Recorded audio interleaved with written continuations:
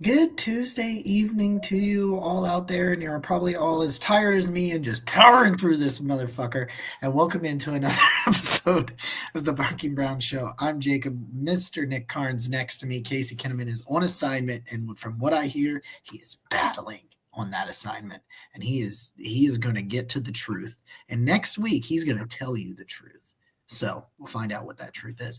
We're brought to you as always by our friends over at SeatGeek. So you want to check out the last couple of games for the Browns, the Cavs, red hot. Want to go check them out. I think you can get opening day tickets for the Guards now. I think they're on sale, maybe, or they're coming up soon. I know it's soon, at least. Go over to SeatGeek, use our promo code Barking Browns, all one word, all capitals. Get $20 off that first purchase. Please make sure you're subscribed to the YouTube channel, youtube.com/@thebarkingbrowns. Nick, how are we?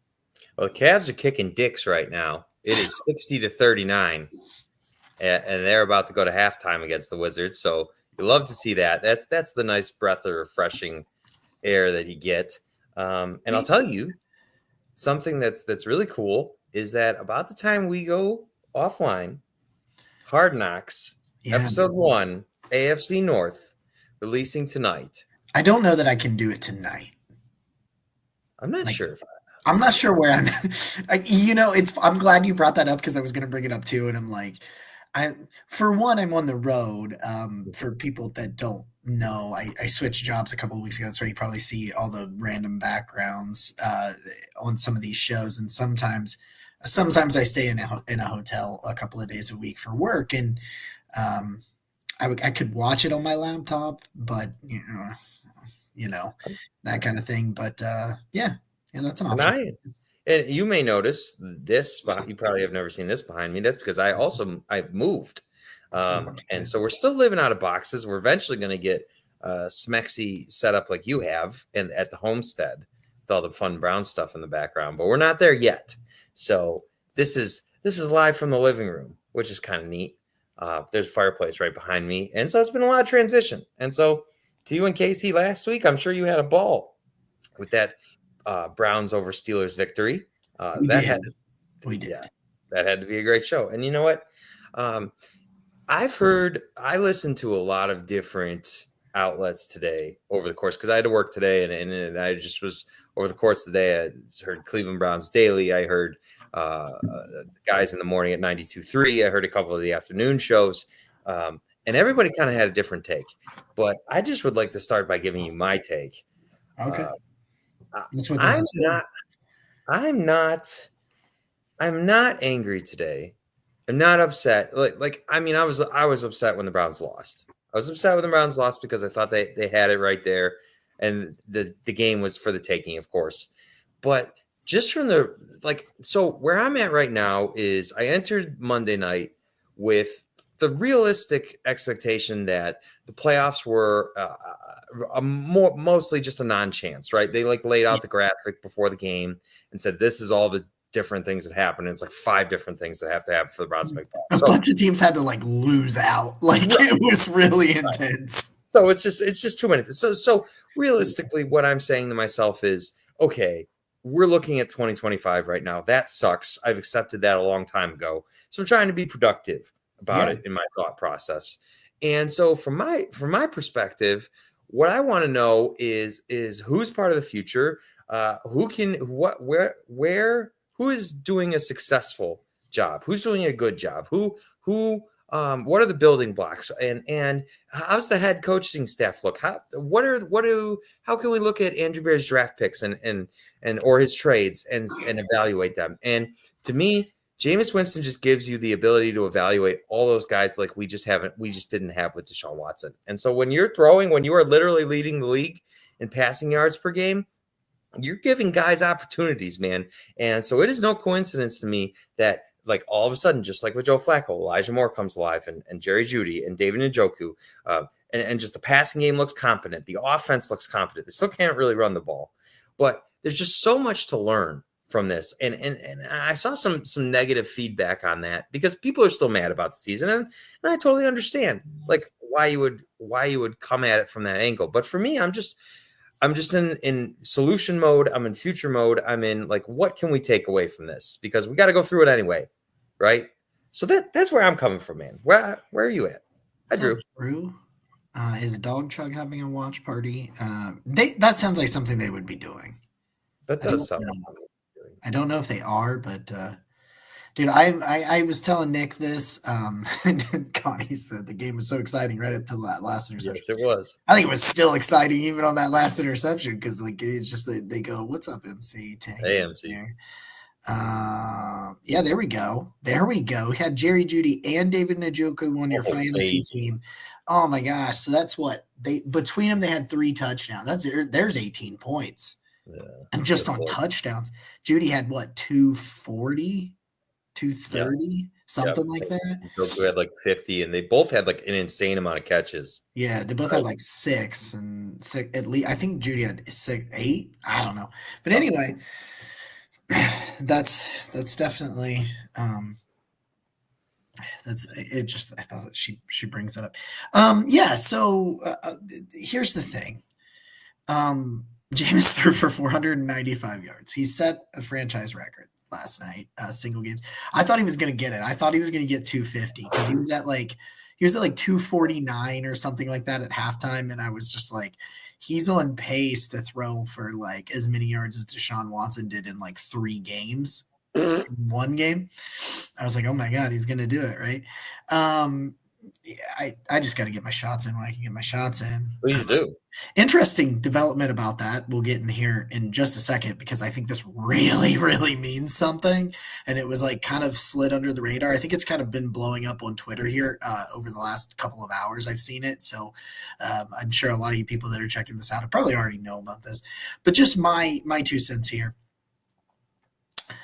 Jerry Judy has like 20 less catches than CeeDee Lamb, but the same amount of yards.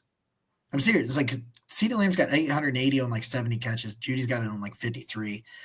Judy should have set the record because he should have had 340 yards. Easily. Because was that 89? Like that was from the 11, wasn't it? It was like an 89-yard touchdown if he'd hit him or something. That It puts was him over 300. I know it was over 700. Drew, a couple interceptions shy of 500. Damn it. Hey, he threw 6 touchdowns last night. The problem was some of them were to the other team. My dad called me, and I was going to use that joke on my dad, but he hit me with it before. I'm like, you son of a gun. Obviously, he got me like right before I could make the joke. But I think looking at that game, I was really happy because I really feel like Jerry Judy is the kind of guy that can at least at minimum be a 1B. Like I'm not going to completely go he's a number 1 wide receiver. He is their number 1 target. Like he is their number 1 option. That is who Jameis wants to hit him in stride because he has shown you that he can his straight line speed, he will get behind the defense. He got behind the defense several times. He should have had 2 touchdowns that were over 70 yards, that were 70 or more yards. He did have the 1 70-yarder. He also just so many times was just able to just the way he can stop and change direction and just create separation and also understands how to attack zone defenses and where the hole in the zone schemes are. And, I'm just going to sit down here. And Jameis he understands hitting him in stride and allow him to create. We haven't really had a guy, Elijah Moore's done it at times, but they haven't really had a guy in the last handful of years that could really create after the catch consistently. Like Amari could do some of that stuff, but Amari did a lot of things where he was catching the ball in like contested tight situations and he just wasn't being given opportunities to do it, to create after the catch. But like you're really seeing that with Jerry Judy.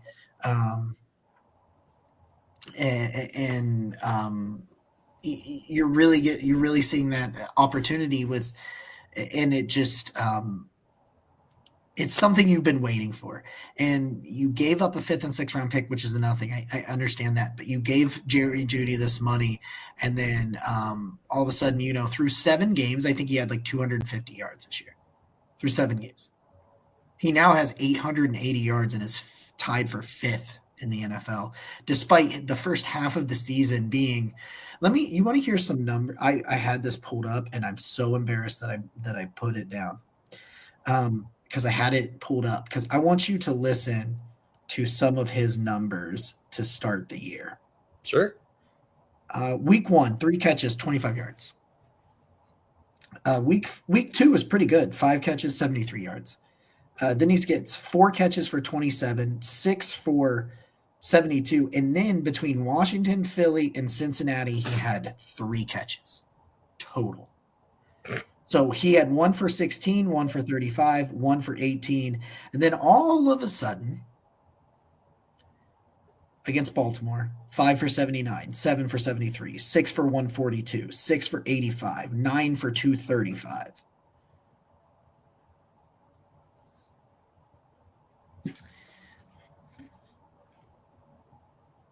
But I was told that these wide receivers were bad. I was told these wide receivers were bad. Like, it didn't matter the quarterback. These wide receivers, they were bad. They were just so bad. Like, if only Deshaun Watson had better pass catchers. Oh, let me see. Let me do this. Let's you want to? Let's see here.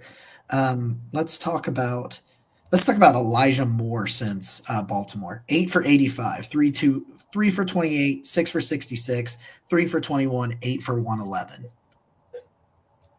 He's had 2 career 100-yard games. Last night was one of them.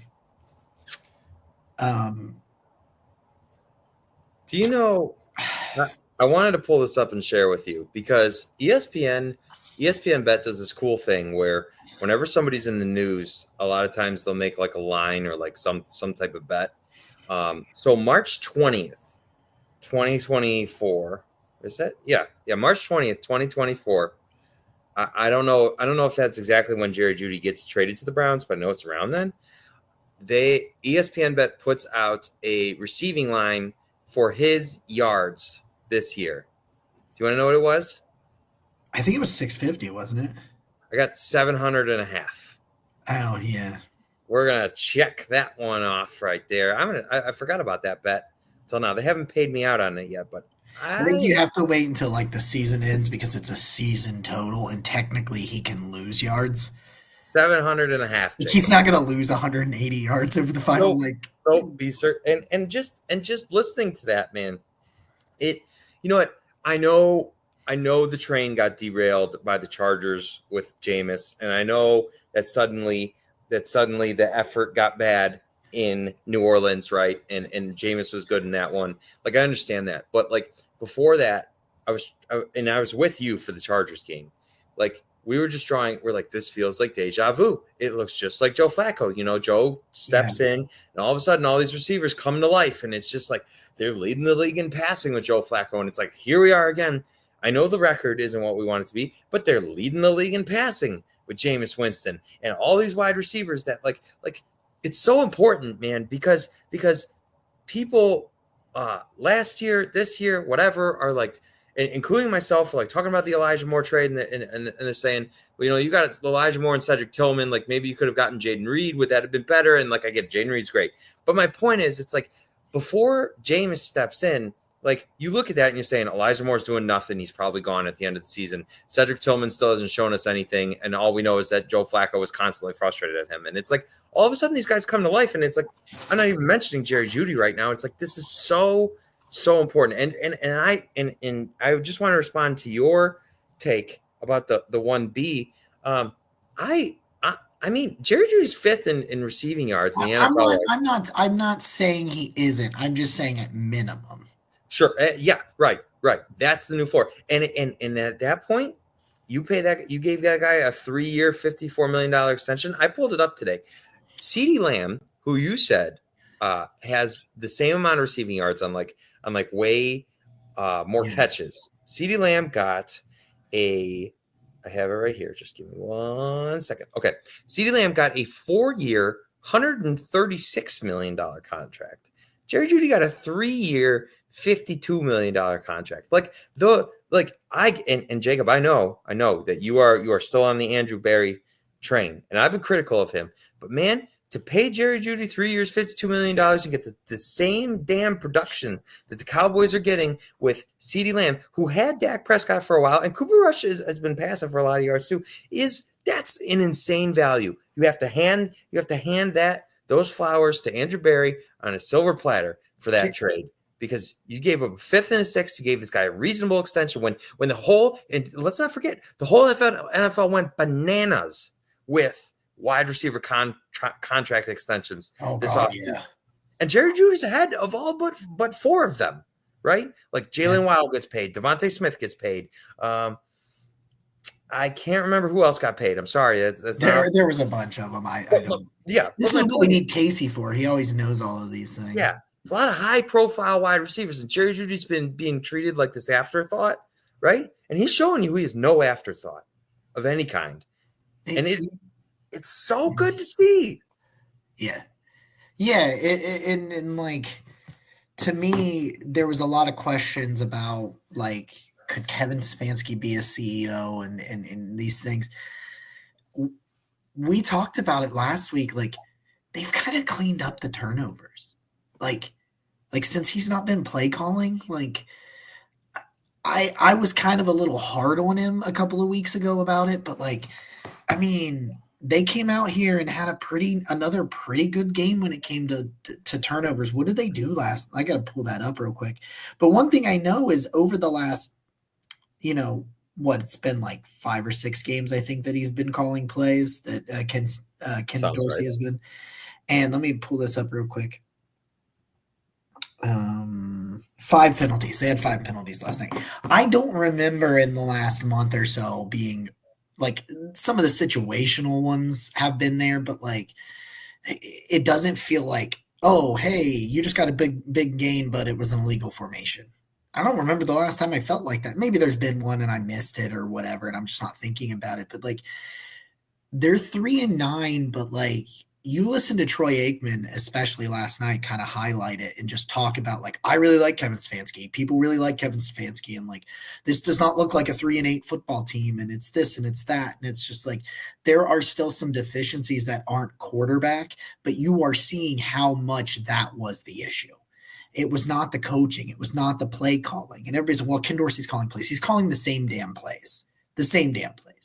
Like, maybe the sequencing is different and whatnot, and they still can't run the ball. And a lot of that has to do with they're just getting their asses kicked up front a lot. And they also played against a really, really good run defense last night again. And it's just, for a unit that's already struggling and going up against a defense that is pretty good against it, it was what you thought it was going to be. Right. And that is a big thing they have to fix this offseason, is the run game. But you're starting to look at it and you're like, okay, so, like, a couple of weeks ago, how many, a month or so ago, how many pieces did you definitely look at and be like, yes, this is awesome. Like, we have these pieces on the offensive side of the ball. And now you're going, okay, like, I think you should bring back Elijah Moore. Yes. That's where I'm at. I'm like, well, I should bring it back. I think I'm very encouraged by Cedric Tillman. Now has the concussion, and we'll see if he can win or if he gets back and what he looks like there. But he was showing, he came down to earth a little bit in that last game and before the injury. But before that, he had like 2 catches all year. So, like, it didn't take much to be promising, but he was taking those steps forward. So, and then Jerry Jeudy is like going out there and being like, hey, yeah, trading and paying for, like, Andrew Berry's been great at trades. Like, Casey comes on here all the time. And he says that all the time. He's like, that's where he's at the best, is his trades. And it's just, there's another trade. There's another trade you can check off the old box and be like, all right, that's good. That's great. But you're encouraged by that. You feel good about David Njoku where he still is. That's a big one, because David wasn't doing anything with Deshaun Watson this year. Nothing. They'd have some flashes here and there, but no sustained success. And he's had some drop issues. He had some drop issues last night. But he didn't catch a touchdown until Jameis stepped on the field. Yeah. Deshaun played 11 weeks. And you can't tell me he didn't have opportunities, because, like, he was open. But, and so you feel good about that. And I think you feel good about Jack Conklin, who's still healthy and playing well. And I think Jerome Ford had a pretty decent game last night. And it's like, okay, like I think you need to rebuild that offensive line, especially in the interior, and kind of try to figure out what you're going to do at left tackle, because that's still a major question mark. But like, I don't want to throw away the entire offense. And when even a couple of games into Jameis before, because he has the bad game against the Chargers, the step back, and like you kind of look at it and you're like, oh, okay, well, maybe it was a flash in the pan against Baltimore, and maybe the offense is bad. And then they start stacking some games. They're not stacking the wins, and there's some issues. Right. There are still issues with the offense, and there's still issues with the defense and things like that. But like, I don't want to completely throw away the whole thing and be like, oh, I need 2 wide receivers, 3 tackles, 2, it's like you're starting to see that, and you start to have some kind of confidence, at least in the direction of the overall team. Just like you feel kind of good about about Kevin Stefanski, I think, is kind of where I'm back at. I feel good about it. Yeah, I want to keep seeing more in things, but I'm encouraged. I'm having fun again. Mm-hmm. There's a direction, a light at the end of the tunnel, if you will, about some things they could be doing. But all in all, I feel good even after last night.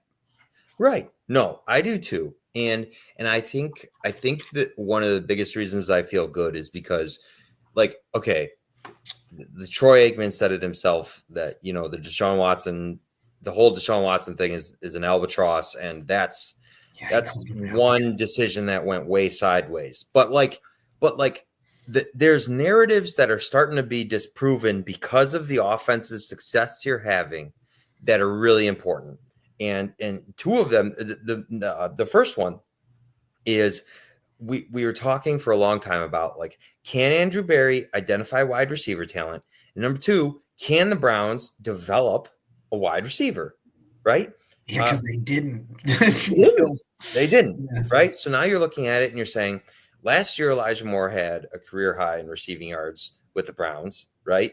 And this year, all of a sudden, he's starting to light it up again with Jameis. He needs like 180 for a career high, I believe. Okay, there you go. Which he had set last year. So that is starting to look like a little bit of a better trade. You're getting more out of Elijah Moore than the New York Jets were able to. Right? Yeah. Ooh, this is going to be a good tweet. And that's a coaching. That's also a coaching thing. That's also a direction that Kevin Stefanski, to prove my point, just to build off of both points there. Yeah. And so then you say, okay, Denver couldn't get it right with Jerry Jeudy. Jerry Jeudy is soaring to not only career highs, but you're talking about being an elite NFL company, right? If you're top 5 in receiving yards, like you're with guys like CeeDee Lamb and Jamar Chase and Justin Jefferson, the guys that are the premier names, right? So all of a sudden you look at it and you say, Jerry Jeudy the Browns are getting more out of him than his previous team did. So another credit to coaching, another credit to Andrew Berry being able to evaluate and say, we can get more out of this guy than that team is. We have a plan for this guy that will work. Right. And they've executed the plan. Right. And so then you're saying, okay, take Cedric Tillman in the 3rd round. We were pretty happy with that pick at the time and hadn't really seen a lot of things. And right, I get it, he's concussed and he's only shown it for a couple games. But the point is, all of a sudden it looks like, hey, this guy can be a contributor. This guy's coming along, right? Because we saw how he was on the wrong page with Joe Flacco last year. Now suddenly he's on the right page with Jameis Winston, and it's done some nice things, done some things that can encourage you. So it goes a long way towards the question of, can Andrew Berry identify wide receiver talent, and can the offensive staff develop them, right? All of a sudden you're saying, yeah, I feel like there's a good reason to feel good about that. And I just want to, just real quick, the other narrative that was quickly happening, which could have led to Kevin Stefanski being fired, is just that the offense was the worst in the NFL, and Kevin Stefanski was taking a lot of heat for that. He gives up play calling, right, which is an obvious sign of the fire that he was under. And now all of a sudden you're looking at it and you're saying, once again, they're running the offense that's leading the league in passing yards. I get it. It's not all rosy and there are turnovers. I understand that. But the proof of concept is right there that what you are putting together schematically is working and is helping guys that have not had as much success in the previous team be more successful in this team. So from talent evaluation to talent utilization, you are seeing both sides of that coin working.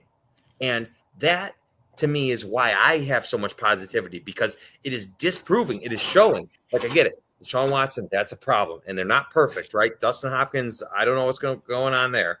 That's not great. But there's a lot more to feel good about with this regime than there was just a month ago. Yeah. Yeah, and that was the thing. You wanted to see the direction. You wanted to see young guys. Man, Isaiah McGuire almost had a safety. Like, almost had a safety last night. But you just want to see that. You want to see that stuff. You want to see the direction. And you're like, yeah, the season, it's for all intents and purposes, it's over, but you can accomplish things. You can build some momentum for 2025. You can hope. You can try to check some boxes, like be like, oh, okay, no, we do have the wide receivers if we had quality quarterback play all year. And you're like, well, that's awesome, because now I feel a lot better about what I got to do in the draft and in the offseason. I don't need 3 wide receivers or, whatever. Cause like, that Jerry Jeudy trade was quickly on its way to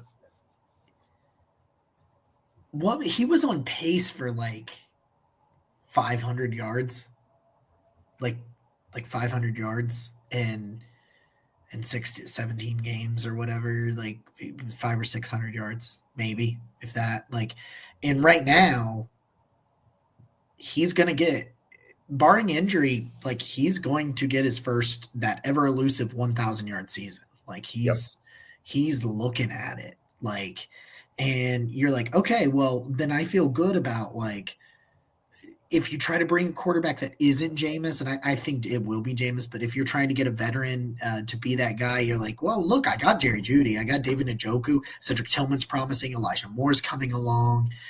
And it's like, you can, instead of taking like a second, third round, or even first round wide receiver and really depending on a rookie, you could draft a rookie to be the 1B to Jerry Jeudy, or, wherever you want to put him.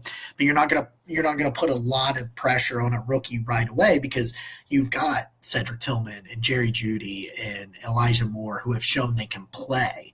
And, obviously need to see a lot more from Cedric Tillman. It's only been a handful of games, but you're at least saying, hey, we've seen something. We've seen at his best, he can be a guy that is a primary target. Like, we've seen him do that for a couple of games. So we know it's not just like one of those, like, oh man, he's got all the potential and all the talent to be that guy. It's like, no, I can actually at least point to a little bit of a sample size and say that it's there. And it just changes everything. Cool. Jacob, can I ask? Yeah. Oh, sorry. I just got to ask you, can you roll the clock back a second? Let's say it's March. Let's say Andrew Berry opts not to extend Jerry Jeudy at that point. What's Jerry Jeudy going to get paid this offseason based on the season he's now on pace for? Well, I mean, you're going to say, let's say that the rankings stay the same. So let's say the top 5 stays the same. And I think it's Jamar Chase and Justin Jefferson are 1 and 2. I cannot remember who 3 and 4 are, but you've got. I've seen the graphic, but my point is, what you're going to do, what they always do, is you're going to compare people contracts to what you're performing, and if you're tied with or ahead of CeeDee Lamb,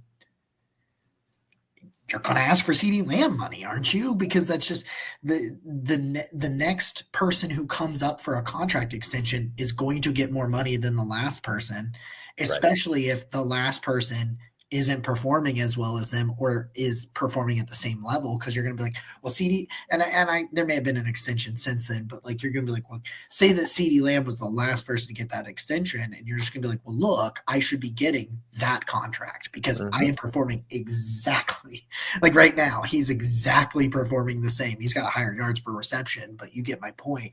They're both 880-yard receivers through 12 games. And so you're looking at it and you're like, wow, shit.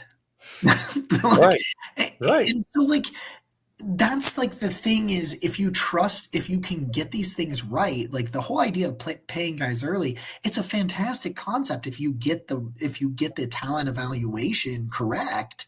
And you've gotten it correct in this individual chance. Like they love to pay people early. I mean, think about Myles Garrett's contract right now. And like you paid him early and you knew he was the best. Right now, he's like, is he top 10? He's like pushing. I don't even know. I really don't. I don't think, I mean, there's been so many contracts after. I mean, he wasn't even the number one highest paid for like a week because Joey Bosa got it like 3 days later.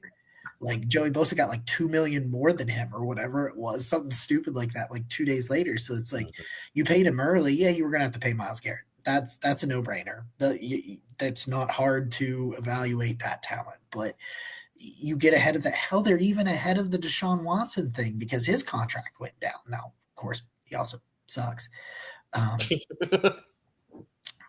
really bad. But I mean, I just think the overall direction of the offense is really promising. We'll get to the defense in a second, but yeah, and, I like his upside. I've always liked Tillman's upside. Me too. And he's coming around. And, Excited. And you look at it now and you say, hey, if they add another receiver to this mix, yeah, suddenly you are really cooking with something. Like if you get somebody that's like, I don't know, let's say they went wide receiver in the first round, like let me just toss around like Luther Burden's name, and you pair him with Jerry Jeudy. Oh baby. I mean, it's pick your poison at that point. If you're just talking about twitched up athletic guys that they catch everything. Yeah. And who knows what direction they go, but that's so important too, because when you're saying, okay, let's just say, because today I think the Browns have the 8th pick. When you're looking at your needs at the 8th overall pick, and suddenly Jerry Jeudy and your receivers are performing this way, maybe then you're more inclined to go. And I'm no Jacob here with whoever the premier offensive tackle is, right? Like maybe you have that option that you didn't feel like you had before because your receivers are performing so well. You had to. It gives you more flexibility. The less you're never going to go into a draft and be like, man, I wish I had more holes in my offense. Yeah. It's like you don't feel a lot of pressure where it's like, yeah, like if Luther Burden falls to your lap or God forbid, freaking Ted McMillan falls into your lap, whatever it is, and you're just like, oh, I know that it might not be but this is a very talented blue chip talent. I'm going to take this guy. Whereas like maybe you felt like you had nothing, you had to find a playmaker, because maybe let's say you go out and you sign a veteran tackle and you're like, okay, they get I see that comment. I keep seeing these comments and I'm like, I'm not firing on all cylinders today, because yesterday I got up at 4:30 for work, and then I was up for the game, and then I was back up at like 5:15 this morning. Warrior. It's like I am struggling to get through this episode. So if I have said things that are stupid, I think you've said great things. it is where we are. But like maybe you get there. Let's say you're at 8 right now. You're still picking at 8. Let's say you're at like 11 and you're just like, man, I like the second tier of these tackles. I'll wait for a tackle. I gotta have a playmaker because I just don't have a playmaker. But Luther Burden and Tet McMillan are already gone. Um, let's even say something crazy like Isaiah Bond's gone too. Now you're starting to like force things because you're like, I have to have a playmaker. It just not that you would still do it, but like it just takes pressure off when when a need is not like a have to have it. I have to have this. It's like, hey, if a player falls here, a player falls here. That's going to be awesome. I love that. Like, do you really want to be like staring down the barrel and being like, well, I'm going to take wide receiver 4 at 12 because I don't have a choice. And on the path we were on before, which you brought up, if Jerry Jeudy's on pace for 500 yards, they might get desperate and do something like that, right? But now the whole, and that's why I feel so much better, man. Because and it's not only that; it's like when guys are getting opportunities like they're going to get paid. They're getting incentives. They're getting, they're setting themselves up for their careers and they're having success in your city and on your team. And that's just, it's such a better way to go into the off season, even if you're losing, than just being the worst offense in football, hapless and questioning everything. Right? You start to the answers. They're like they were so bad. They're still like second, like what going into last night, they were like second fewest in points scored or something like that. Like, and they've scored like what is like other than the Saints, like they've scored. I mean, they scored 32 points last night. And yeah, I think they've been over 30 like 3 times. Maybe. Yeah, something like that. And that's a good amount of points. But they were so freaking bad.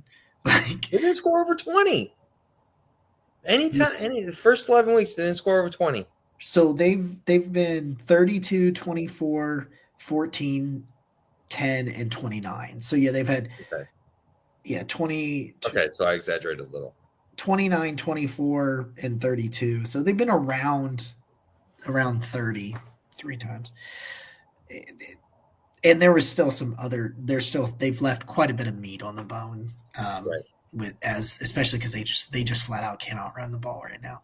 But now you get to like focus on some of those minor tweaks where it's like we've got to fix the interior of this offensive line. We've got to find a left tackle. But it's just like now that you're starting to narrow these things down, you can build a better plan because you're not trying to plug a million different holes because you built a roster that everybody said was really talented and it didn't look like it.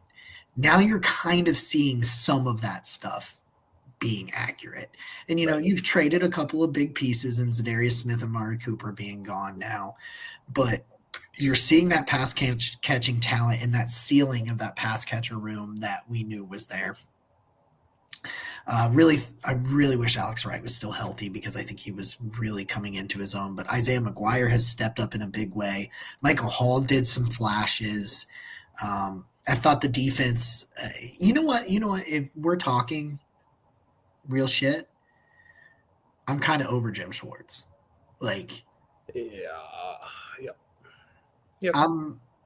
The honeymoon's over, and the fact that they can't run simple zone coverage. Anytime they run an inverted 2, anytime they run cover 2, and there's like an option where some people, the corners and safeties cannot communicate.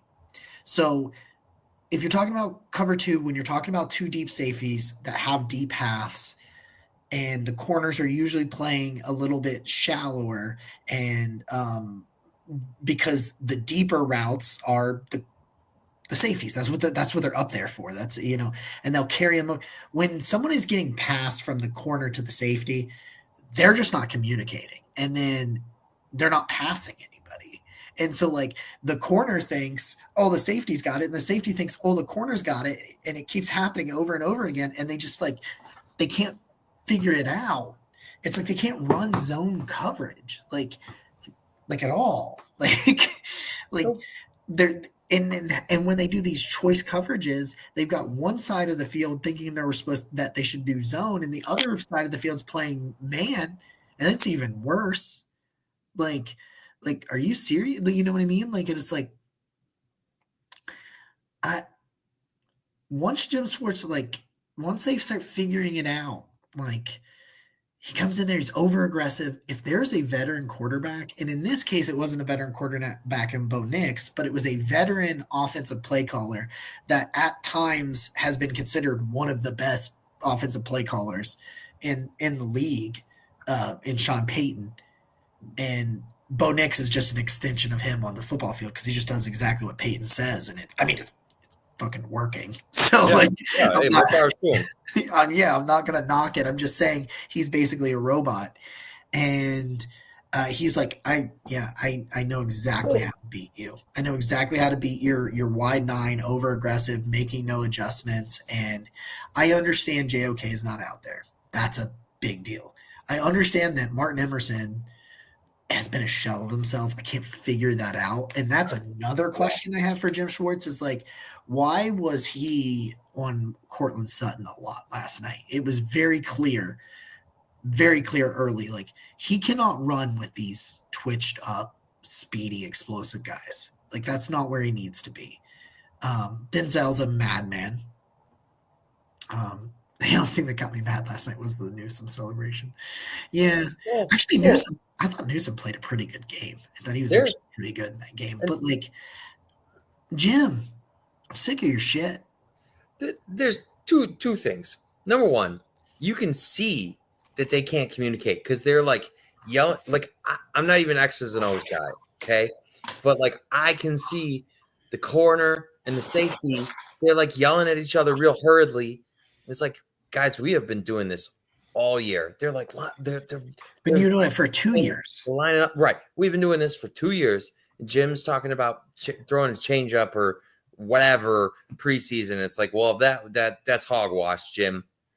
And yeah, for whatever reason, they can't communicate because you can see they're frantic. It's not calm. It's not like watching the Baltimore Ravens or the Pittsburgh Steelers, like in their secondary, and they just know where they're supposed to be. They just don't. They don't. And I think the greatest indictment on Martin Emerson last night is when they run that play where Cortland Sutton's crossing the field and Bo Nix hits him with it and he just drops it, right? So then they come back, they run the exact same play. Exact same play. That's lit. They felt so strongly about that they're just we're just going to do it again. We're just going to do the same thing again. And it worked even better the second time, by the way. What the hell is that? What every time Denver, which they did start to get the run game going, but why was Shelby Harrison coverage? Oh boy. Yeah, and you're right. And then they just decided late in the game they were just going to gash him up the middle. Right. The Browns were like, yeah, fuck it, go for it. I don't know. I have no if you're words. Making changes, if you're making a coaching staff change, that's where I'm going. I agree. Because all of a sudden the line's protecting pretty well offensively. We were talking about Andy Dickerson and how's that going?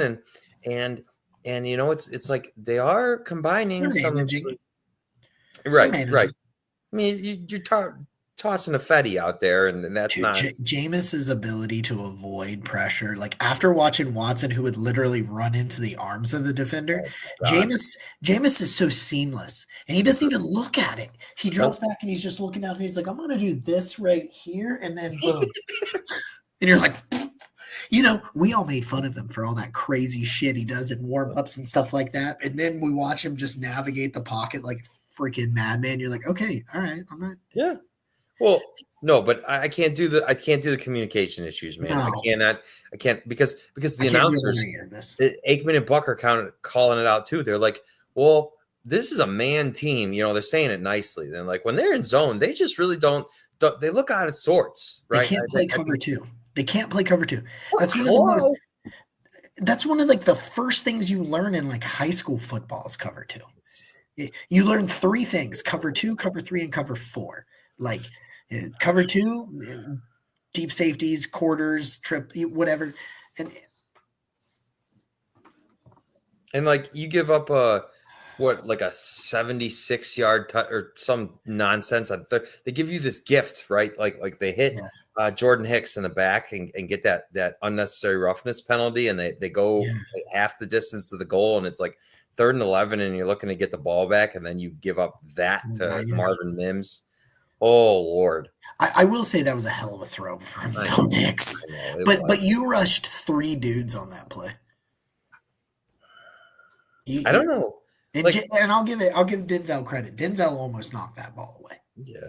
He played his ass. Denzel Ward, through all those concussions, is just playing his ass off. I think he's the best corner in football this year. He's got to be up there. I got to say this Deshaun Watson thing. We were going to talk about it. Oh yeah, that's it's over, folks. Yep. It is vehemently over. If you missed it, officially on Cleveland Browns Daily, Nathan Zagura, and I'm not going to use phrasing that I've seen on Twitter, but understand that when Zagura is saying something, that he is employed directly by the team and he is in the building doing this podcast. In Berea. What was the terminology? Spam in between a spam sandwich or something, basically. Yep. And so what he ends up saying is, and what I'm trying to say is this is significant because we kind of, with Albert Breer, kind of danced around it a little bit with the like being like, oh, they're going to bring in competition and they're going to, and it was kind of like read the tea leaves. But basically he was like Zagura said, we don't know like what the future is, like what the answer is. Cause they were talking about like, is it Jameis long-term? Is it, a quarterback in the draft? Is it a free agent? Is it a young guy? What is it? And he then followed it up with, but we know what it's not. Yep. And obviously you're not going to say his name. Right. But for reference, he was talking about the 2 buns. The 2 buns were Joe Flacco and Jameis Winston being the good. And Deshaun Watson is between them being the spam, which is an insult to spam, by the way. I was going to say that. I was going to say, if I'm spam, I'm suing. But just for Zagura to say that, man, as connected as he is. And notice, you have not seen, like JOK is still tweeting about the Browns, man. Like you see that. You see that connection. I mean, Rashard Higgins is tweeting more about that'd be a good tweet too. Rashard Higgins has tweeted more about the Browns than Deshaun Watson has since he went out. Like that'll be a good tweet count too. Yep. You're up to 2. Yeah. Oh sometimes no, you've inspired a lot, man. You've inspired a lot. I send him. Sometimes this for a peek behind the curtain. Sometimes I see a random stat that I know would be really funny, but like I won't get any traction on Twitter, so I just send it to Nick in a text, and then he tweets about it. It's usually like if I see something funny about that, like trashes Pittsburgh, I love to send it to him because I know he's going to get everybody all good and pissed off about it. So I'll see it and I'll be like, hey, Nick, here you go. And he's like, oh, God, this is awesome. It's like, our conversations just inspire stuff, man. I'm thankful. I just am bouncing all over the place. It's been a long season, and I'm just glad that we're having fun again. And like, it's really MC likes spam. I do. I don't mind spam. I don't like it's. I think it's like literally the worst thing for you health wise. Yeah. But so is a hot dog, and I like hot dogs. So I'm never gonna have a hot dog in a Guardians game again. I'll tell you that much. Yeah. That's but I just want to say the Joe Buck and Troy Aikman call out Deshaun Watson. Nathan Zagura today calls out Deshaun Watson. Basically, it seems like there's just a lonely little island of people left that are still standing on that hill. Someone that was like, I'll tell you right now, Deshaun wouldn't have thrown 3 picks. It was like, yeah, Karen, and he wouldn't have thrown for 495 yards either. Right. They would have said that he would have thrown for 160, and they would have said he didn't get enough run game support in the offensive line. Is it like I don't know? Did the offensive line just magically become this completely different unit? I think it's worse. Well, I'll say this: I think Teller's playing better, Mhm. and Conklin's playing really well. But like, I think Joel and Ethan are playing about the same they have all year. I would Maybe a agree. little bit better, and you now have a Fetty out there who's as bad as James Hudson, if not worse. So like, I would argue it's the same because I think part of the right side is playing better, but the left side not necessarily. So it what you didn't do is go get Joe Thomas and JC Treader. Like you Right. didn't do anything like that. Like prime JC Treader and prime Joe Thomas. Like you didn't do anything like that. You just got a quarterback that knows how to navigate the pocket and get the damn ball out of his hands. Right. Whenever I would see Jameis Winston get to the back of his drop and throw the football, just a little wiggle in the pants. Just There it every is. there's a clip that Casey's supposed to be. If you want, if anybody wants to clip me up worse than anything that I've ever said, this is almost as bad as oh God, what did you say during the draft? Do you know what I'm talking about? Do you remember you said something about man meat or something?